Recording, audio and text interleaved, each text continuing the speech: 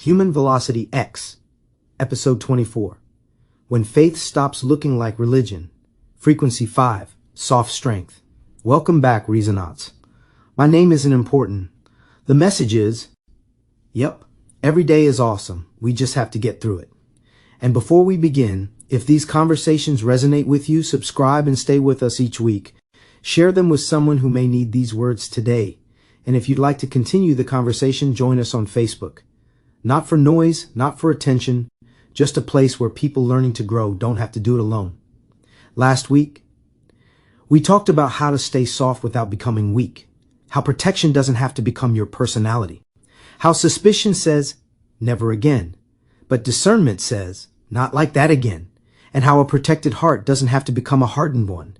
This week, we're stepping into something just as personal. Faith, not as a label, not as a performance, not as something we use to stand above one another. Faith as the integrity between what we say we believe and how we actually live. And before we go any further, let me say this clearly. This conversation is not an attack on anyone's church, religion, tradition, or spiritual path. If those places helped you discover hope, community, meaning, or a deeper relationship with what you believe, be grateful. I know I am. Church helped show me a path. But eventually, every person has to walk. Because there comes a moment when borrowed belief is no longer enough. Not because someone took your faith away, because life finally asks you, what do you actually believe? And what does that belief produce in the way you live? Sometimes the words still sound right. You know what to say, you know when to say it, you know the verses, the language, the prayers, the familiar responses. You know when to stand, when to sit, when to bow your head, when to say amen. You know the rhythm of the room. The phrases people expect, the answers that sound faithful, the posture that communicates you belong there. And none of that is necessarily wrong. Ritual can hold memory. Tradition can hold wisdom. Community can carry people through seasons they could not have crossed alone. Sometimes the structure holds us when we're too tired to hold ourselves. Sometimes the words come before understanding. Sometimes repetition keeps something alive until the heart is ready to meet it. But sometimes, even while doing everything correctly, something inside you still feels disconnected. You notice it in the silence, that strange space between what you are saying and what you are actually living. The words leave your mouth, but they do not reach the place inside you that needs them most. You can speak about love while still carrying resentment. Speak about forgiveness while quietly hoping someone suffers. Speak about honesty while carefully hiding whatever benefits you. Speak about humility while needing everyone to recognize your goodness. Speak about faith while moving mostly through fear. And the hardest part is that the language can still sound beautiful. The prayer can still be polished. The explanation can still be convincing. The room may still agree. But something inside you knows. Awareness notices when the words and the movement stop matching. It notices the distance between belief and behavior, between confession and consequence, between what you say matters and what your choices actually protect. Not to condemn you, not to shame you, not to strip away everything sacred, to invite you deeper. Because there is a difference between knowing the language of faith and allowing faith to reorganize your life. There is a difference between repeating truth and becoming honest enough to let truth correct you. Words can describe faith. They can preserve it, teach it, pass it forward. But they cannot live it for you. They cannot forgive for you. They cannot become patient for you. They cannot make you honest when honesty costs something. They cannot love the person you would rather avoid. That part requires movement. And there comes a point where saying the right thing is no longer enough to quiet what you know inside yourself. Because once awareness recognizes the gap, the old performance cannot feel complete anymore. You begin asking, does this belief show up in my decisions? Does this prayer change the way I treat people? Does this truth only sound good in the room? Or does it still guide me when nobody is watching? That is not the loss of faith. That may be the moment faith becomes real. The moment the words stop being something you only know how to say and begin becoming something you are finally willing to live.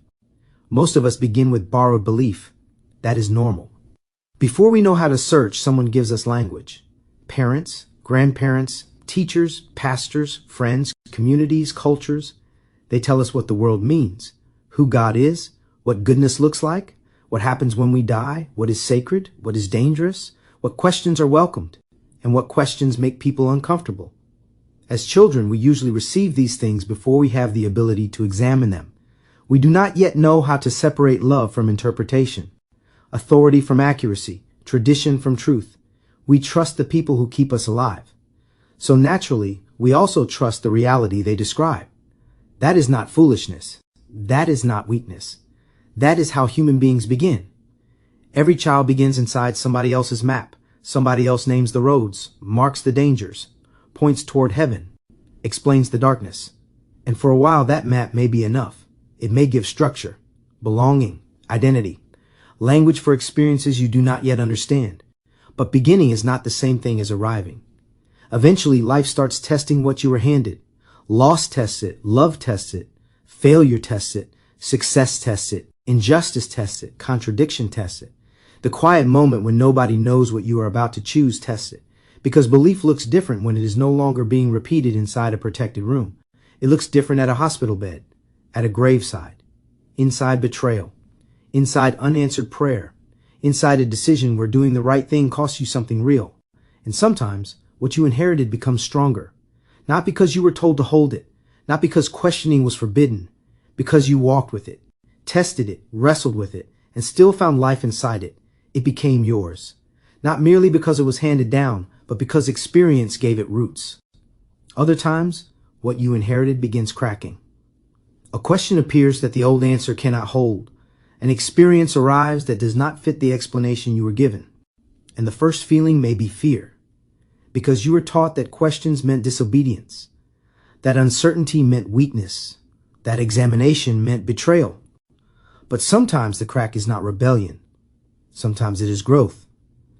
Sometimes the explanation was simply no longer large enough to hold what you had experienced. And that can be frightening, especially when belonging was attached to never questioning, when love felt conditional on agreement, when community depended on saying the same words with the same confidence. You may begin wondering, if I question this, will I still belong? If my understanding changes, will they still recognize me? If I admit uncertainty, will they think I have lost everything? But examining belief does not always mean abandoning it. Sometimes examination removes fear from faith. Sometimes it separates what was sacred from what was merely familiar. Sometimes it reveals that the truth was deeper than the explanation. Awareness does not ask you to reject everything you were given. It asks you to become honest about what you are carrying, to know the difference between belief you still choose and belief you are only afraid to release, because inherited faith may begin the journey. But eventually, every person has to decide whether the words they were handed have become something they can truly live. Some people think questions weaken faith. I don't believe that. Dishonesty weakens faith. Pretending weakens faith. Fearfully repeating answers you have never personally examined weakens faith. Because there is a difference between questioning truth and questioning whether the explanation you were given was complete. An honest question does not have to be an attack. It does not have to be rebellion. It does not have to mean you are walking away. Sometimes it is the first sign that belief is becoming alive, that it is moving from borrowed language into lived understanding. You have felt this before, that moment when something did not sit right, but everyone around you seemed satisfied with the explanation. They nodded, they moved on, they repeated what had always been repeated, but something inside you remained awake, and maybe you tried to silence the question. Maybe you thought, I should not think this. I must not believe enough. Maybe something is wrong with me. Maybe asking means I am becoming dangerous. So you buried it. You prayed over it. You distracted yourself from it. You repeated the accepted answer more loudly, hoping certainty would eventually arrive. But the question remained, not always loudly. Sometimes it waited for years. It showed up again during loss, during contradiction, during the moment when the old explanation could no longer hold what life had placed in front of you. And maybe that question was not there to destroy your faith. Maybe it was there to remove what was false from around it, because truth does not become false when examined. What is real does not need your dishonesty to survive, and faith that requires you to lie to yourself is already standing on something fragile. A living faith can breathe. It can enter an honest room. It can hear uncertainty without panicking. It can endure silence without rushing to manufacture an answer. It can admit, I do not know. I am still learning. I may have misunderstood. I need to look again, and still move with integrity, because integrity does not mean having every answer. It means refusing to fake certainty you do not possess. It means honoring truth more than appearance. It means remaining teachable without becoming empty, remaining open without becoming careless, remaining faithful without becoming dishonest. That may be one of the strongest expressions of faith there is. Not pretending you have every answer, not using confidence to hide fear, not confusing certainty with closeness to God, but remaining honest while you continue walking. Because maybe faith was never supposed to eliminate every question. Maybe faith is what allows you to keep moving while some questions are still unanswered. Church can be many things to many people. A sanctuary, a gathering, a place of worship, a place of memory, a place where generations have carried the same songs, a place where grief finally finds language, a place where music opens something inside you, a place where your spirit finally feels permission to come out and breathe. For me, church can feel like an amusement park where the spirit comes out to play. Not because faith is a game. It isn't. Faith is serious. Faith carries integrity. Faith is supposed to help us recognize right from wrong, truth from distortion, movement from performance. But the spirit still needs places where it can move, wonder, sing, grieve, celebrate, ask, rest, feel joy without having to explain it, encounter something larger than routine, something larger than survival, something larger than the version of life we have learned to manage every day. And different people may find that opening in different places. One person may feel it inside a Baptist church, another inside a mosque, another while singing in a Pentecostal service, another while sitting quietly under trees, another while serving food, another while caring for someone who cannot repay them, another while standing alone in a room and finally becoming honest with God.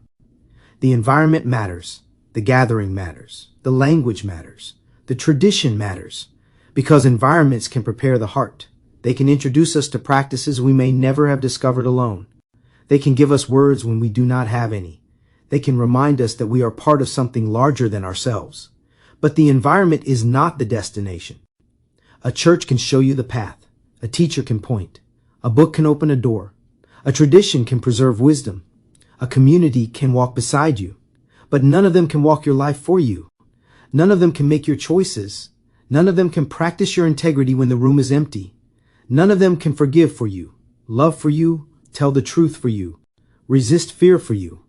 Eventually, the service ends, the music stops, the lights come on, the crowd leaves, and you return to ordinary life, the kitchen, the workplace, the car, the argument, the temptation, the private decision nobody else will ever see. That is where belief begins revealing whether it became movement, because faith cannot live only inside the room where everyone agrees. It has to survive outside the atmosphere that helped awaken it. Eventually, you have to decide what remains true when the music stops, when the crowd leaves, when nobody is watching, and no one is there to tell you what the correct answer is. That is where the path becomes personal. Not because community stops mattering, because the direction community showed you must eventually become the life you are willing to walk. Belief matters. What you believe changes what becomes possible inside your movement. If you believe there is no way forward, your body begins moving like every door is closed. You stop looking, stop reaching, stop trying. Not always because no path exists, because belief has already told your nervous system there is nowhere to go. If you believe you are unworthy of love, you may distrust kindness when it finally arrives. You may question the person who treats you gently. You may search for hidden conditions. You may return to what hurts because pain feels more believable than care. If you believe people never change, you may stop recognizing growth even when it stands directly in front of you. You may keep speaking to the person they were instead of seeing who they are becoming. That is how belief works. It does not stay inside thought. It enters perception. It enters posture. It enters choice. Belief feeds faith, and faith feeds movement. Faith is the on switch, the inner moment where belief becomes strong enough to move through you, not merely something you agree with, something you act from, something you trust enough to build decisions around. Because you can say you believe in forgiveness, but faith appears when you stop feeding revenge. You can say you believe in love, but faith appears when love changes how you treat someone who cannot benefit you. You can say you believe in truth, but faith appears when honesty costs you something and you still choose it. That is when belief becomes movement. But this is also why borrowed belief can become dangerous, because once you place faith inside something, you become less likely to question it. You protect it, defend it, build identity around it. You may begin overlooking contradictions, excusing harm, ignoring what your own awareness keeps trying to show you. You may protect the system that handed you belonging even when the system stops producing the fruit it promised. Not necessarily because you are malicious, because faith creates loyalty. And loyalty is powerful. It can hold people together, carry them through hardship, help them survive uncertainty. But loyalty can also make people look away from truth when truth threatens what they have built themselves around. That is why belief deserves honesty. Not because belief is weak, because belief is powerful. It has consequences. It shapes what you notice, what you excuse, what you protect, what you become willing to do. So faith should not be careless. Faith should not become an escape from examination. Faith should help you move with greater integrity, greater responsibility, greater awareness of the fruit your movement produces. Because what you believe will eventually shape how you move, and how you move will eventually touch other lives. That is why the on switch matters. Once faith turns belief into movement, you are no longer carrying only an idea. You are carrying its consequences. There is an old image of an elephant tied to something it could easily pull free from. But it does not move. Not because it lacks strength. Not because the rope is unbreakable. Because once when it was smaller, it tried. It pulled. It struggled. It resisted. And it could not break loose. So over time, the elephant stopped testing what was holding it. Its body grew, its strength grew, its potential grew. But the conclusion remained, I cannot move. And eventually the belief became stronger than the rope. Humans do this too. We inherit conclusions from versions of ourselves that no longer exist. A younger version, a frightened version, a dependent version. A version that did not yet have the language, the resources, the courage, or the strength we carry now. But because that version once failed, we continue living as though the failure is permanent. We inherit conclusions from families, communities, systems, religions, cultures. We may have been told, do not question this. People like us do not do that. You are not capable. You cannot go there. You cannot trust yourself. Stay where you belong. Do not disturb what has always been.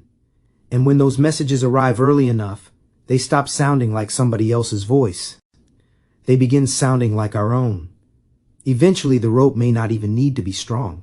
The belief does the holding. You no longer test the boundary. You no longer ask whether the rule still applies. You no longer pull against. The conclusion. Not because you are weak, because you learned that movement was impossible before you had the strength to discover otherwise. And that may be one of the quietest forms of limitation. You are no longer being restrained from the outside. You have learned to restrain yourself. You protect the old conclusion without realizing the conditions have changed. Your body grew. Your understanding grew, your awareness grew, but the belief was never asked to grow with you. That does not mean every inherited belief is false. Some beliefs survive examination because they carry truth. Some traditions deepen when life tests them. Some teachings become more valuable when you finally understand why they were preserved. But every inherited belief eventually deserves to meet your lived awareness. Not so you can destroy it. Not so you can reject everything that came before you. So you can discover whether it still carries truth. Whether it still produces honesty, integrity, love, responsibility, life. Because belief should not remain powerful only because it arrived first. It should remain powerful because when awareness examines it, it still holds. And sometimes, the first movement is not breaking the rope, it is simply pulling again. Testing the conclusion. Asking whether the thing that once held you still has any real power. You may discover the rope was never as strong as the belief that told you not to move. There is a version of faith that depends on observation. It behaves because someone might see, because God might punish, because the community might judge, because reputation might suffer, because consequences might finally arrive. And maybe that is where some people begin. Fear can interrupt harmful movement. Consequences can help establish order. Rules can protect people before wisdom has fully developed. Sometimes the first reason we stop doing harm is simply because harm has a cost. But eventually, integrity has to become deeper than surveillance, deeper than punishment, deeper than reputation, deeper than the need to appear good in front of other people. You should not need the fear of being watched to stop you from harming another person. You should not avoid stealing only because you might be caught. You should not tell the truth only because someone might expose the lie. You should not practice kindness only when kindness can be witnessed. Because if goodness depends entirely on being watched, then goodness has not yet become part of who you are. There comes a point where the right movement has to become what you genuinely want to choose, not because you are perfect, not because temptation disappears, not because every decision is easy, but because something inside you has come into alignment. The mind recognizes what is true. The heart accepts why it matters. The body acts in agreement. Mind recognizes. Heart accepts. Body acts. And when those three begin moving together, spirit becomes visible, not as a ghost, not as a performance, not as language meant to impress the room, as integrity, as the moment you return what was not yours, even though nobody knew you had it, as the moment you tell the truth when the lie would have protected you, as the moment you refuse to exploit someone weaker even though you could, as the moment you choose compassion without an audience. That is where belief stops being theory. That is where faith stops being costume. That is where spirit enters movement, because integrity is not what you claim while people are listening. It is what remains when the room is empty, when there is no applause, no punishment, no witness, no reputation to protect. Only you, the choice, and the person you are becoming through that choice. What you do when nobody is watching reveals more about your belief than almost anything you could ever say. People can hide behind sacred language, behind titles, behind clothing, behind ceremony, behind public generosity, behind a reputation carefully maintained. A person can learn how to sound honest without becoming honest. They can learn how to appear humble while protecting pride. They can learn how to speak about service while making sure someone else always carries the cost. A person can say, "I am a Christian," and still manipulate an older person out of their retirement. A business can speak about service while selling someone repairs they do not need. A leader can speak about sacrifice while living entirely from the sacrifice of others. A community can speak about love while punishing anyone who asks an honest question. And none of that makes faith false. It reveals something else, that the language of faith can be used without the movement of faith. Words can be borrowed. Symbols can be worn. Ceremonies can be performed. Reputations can be managed. But movement is harder to fake forever, because eventually what lives inside a person begins showing up in what they repeatedly choose. No one should be able to hide behind the language of truth while refusing to live it. Not forever. Because truth eventually produces fruit. Not always immediately. Some things can remain hidden for a long time. Manipulation can look like care. Control can look like leadership. Greed can dress itself as responsibility. Fear can call itself faithfulness. But movement leaves evidence. The way people feel around you, whether they become more honest or more afraid, whether they become stronger or more dependent. The trust you build or continually break, the lives strengthened or quietly diminished by your presence. The promises you keep when keeping them becomes inconvenient. The truth you tell when dishonesty would protect your image. The way you treat people who have nothing you can use. The pattern eventually speaks. That is the fruit test. Not merely, "What did you say?" Not merely, "What title did you carry?" Not merely, "What room accepted you?" But what did your movement produce? Did it create dignity, clarity, responsibility, compassion? Did people become more whole through your presence? Or did they become smaller so you could remain powerful? Because you can call yourself anything. Faithful, honest, chosen, awakened, righteous. But your movement keeps testifying. It speaks through your decisions, your patterns, your consequences, your treatment of other people. And eventually, the life you live becomes louder than every sacred word you ever learned to say. A testimony is not only a story about what happened to you. It is not only the moment you stood up and explained how you survived. It is not only the pain you overcame, the prayer that was answered, the season that changed. Your life is testifying every day, every choice, every reaction, every quiet moment where nobody is keeping score. The way you treat someone who cannot help you. The way you speak when the person is not in the room. The way you handle power. The way you respond when you could exploit someone's confusion. The way you carry anger without turning it into malice. The way you remain honest when dishonesty would be easier. The way you choose restraint when cruelty would feel satisfying. That is testimony, living it, not advertising it, not demanding that everyone recognize it, not needing applause for doing what your integrity already told you to do. Because the strongest testimony is often quiet. It does not announce itself. It does not need a stage. It becomes visible through pattern, through consistency, through the fruit your presence leaves behind.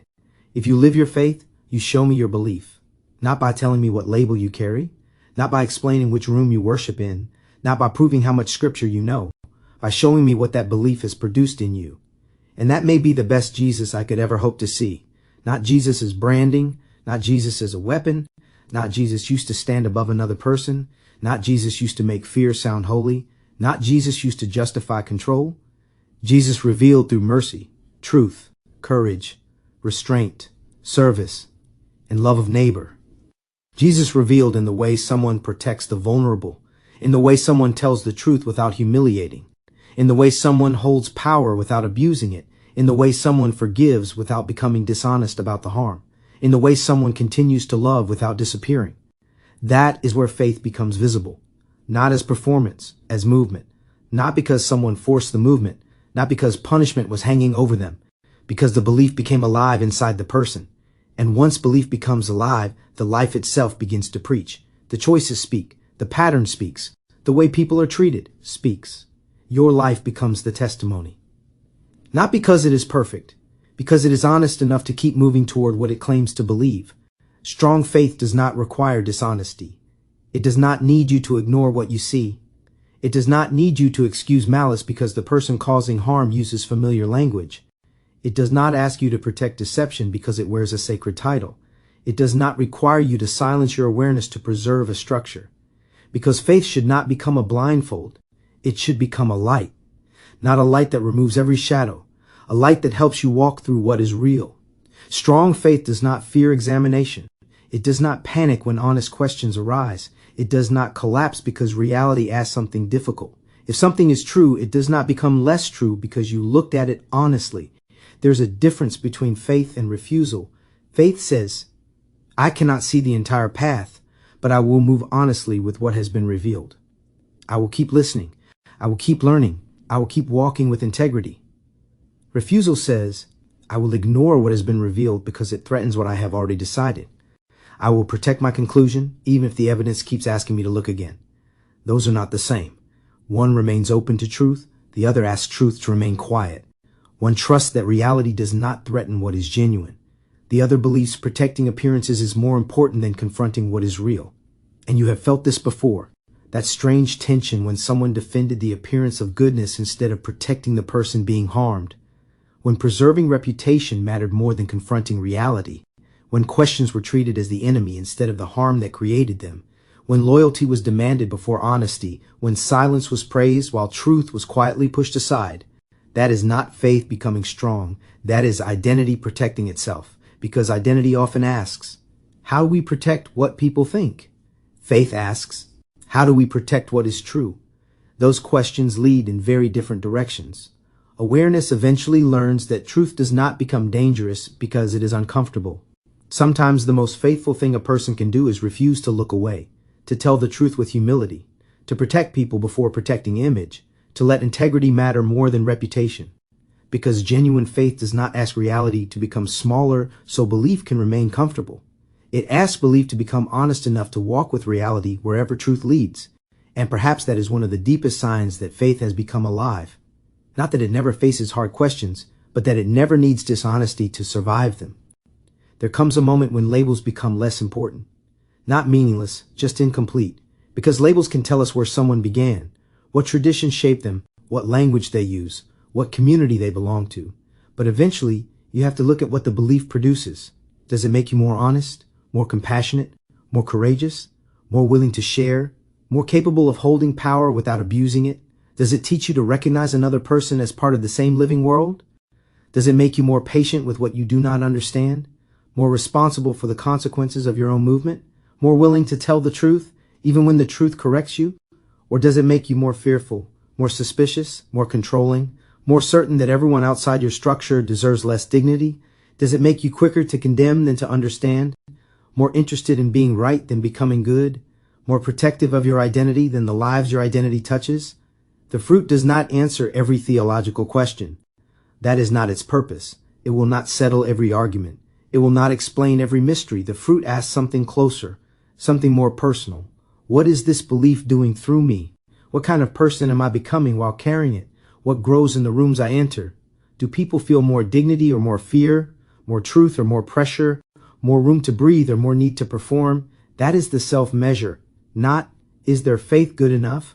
Not, are they believing correctly? Not, what is wrong with everyone else? But, what is mine producing?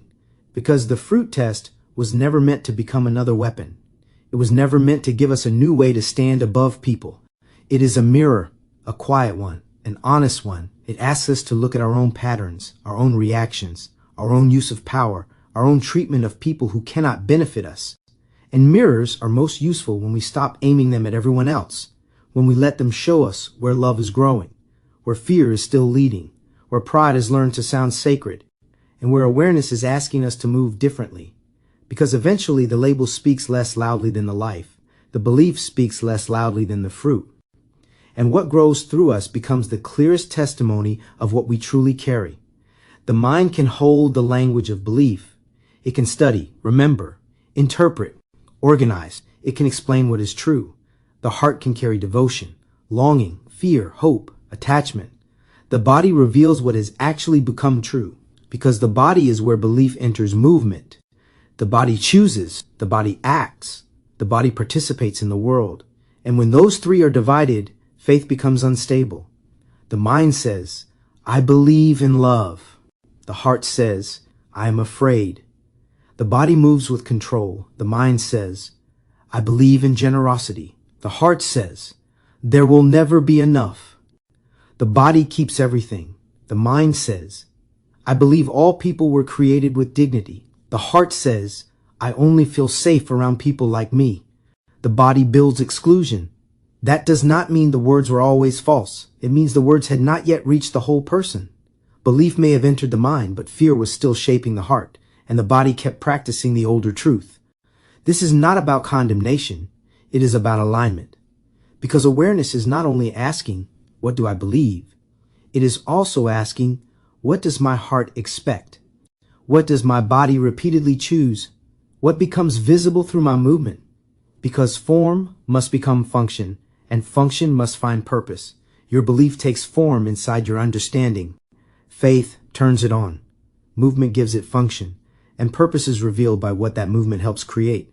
If the movement produces fear, control, separation, or harm, then awareness has to look again, not to destroy belief, to examine whether belief has become coherent. Because faith is not complete when the mind has the correct language. It becomes lived when the heart can carry that truth without collapsing into fear, and the body can move in agreement. Mind recognizes, heart accepts, body acts.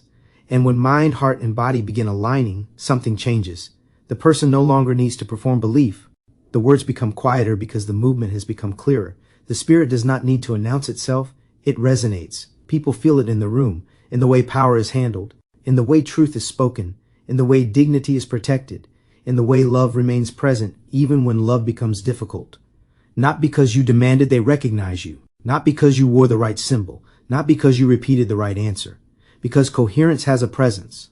When what you understand, what you carry, and how you move begin saying the same thing, your life stops merely describing belief. It becomes the evidence that belief has finally become alive. Let me ask you something, gently. What do you believe strongly enough to live? Not repeat, not defend, not post, live. What remains when nobody is watching, when there is no applause, no punishment, no reward, no audience? Where have you been carrying someone else's certainty without ever allowing yourself to search? And where has your own life already revealed something true that you have been afraid to trust?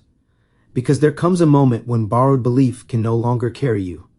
Not because it was useless, it may have brought you this far. But the next movement has to become yours. If you have ever questioned what you were handed, there may be nothing wrong with your faith. Maybe your faith was asking to breathe.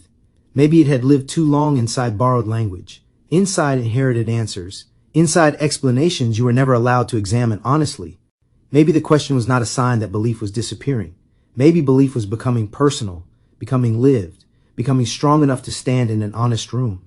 If you have ever felt the gap between sacred language and ordinary behavior, you were not necessarily becoming cynical. Maybe your awareness was recognizing distortion. Maybe something inside you was noticing that the words sounded right, but the movement was producing something else. Fear, control, exclusion, malice, silence around harm, protection of image instead of protection of people. And once awareness recognizes that gap, it becomes difficult to pretend the gap is not there. If you have ever wondered why people speak of love while moving through malice, you were not attacking belief. You were looking for integrity. You were asking whether the form had found its function, whether belief had actually become movement, whether the language had entered the heart, and whether the heart had entered the body.